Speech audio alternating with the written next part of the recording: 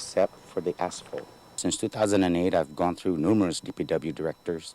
I visited Congresswoman Bradley's office, Senator Ada's offices, Senator Pangilinan, and to this very day, even to include the governor's office, community outreach, and no one has ever lent a hand to help.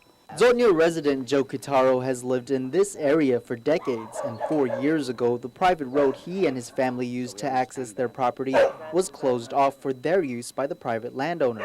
Fortunately, his family was able to gain alternate access, but it's access you would barely call a road.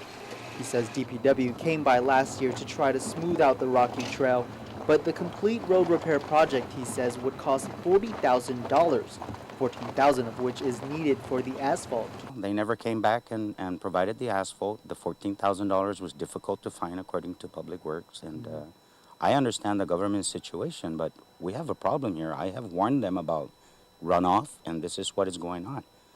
Now, if you look at the road completely, there is no surface material at all.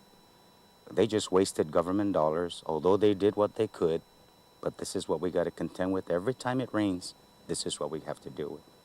Our vehicles are damaged. We spent hundreds of dollars in the past 4 years to repair vehicles. DPW Deputy Director Carl Dominguez sympathizes with Kitaro. A difficult job. The road to his house is fairly steep, and so it's not an easy job with the equipment. But what complicates the matter is that it's a dirt road, and we used coral to fix it.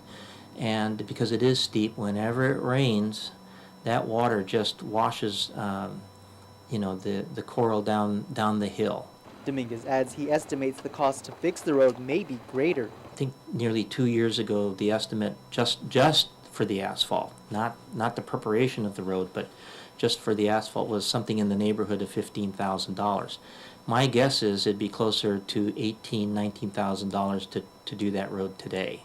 Dominguez is hopeful they may be able to assist with their upcoming fiscal year budget, but that's to be determined. We'll take a look at it. If we can spare it, we'll try. There's other people who want their roads paved. He's not the only one.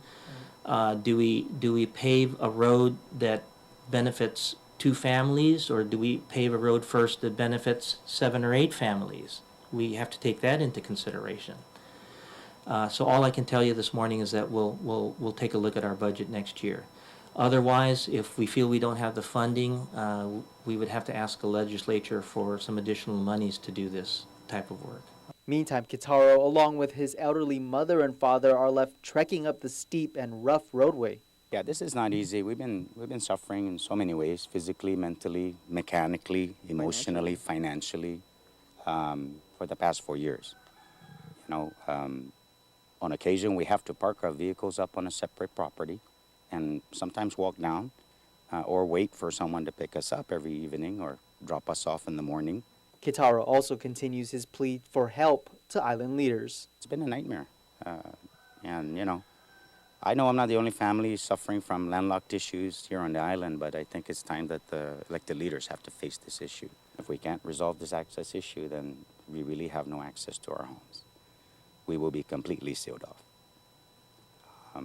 There's no two ways about it.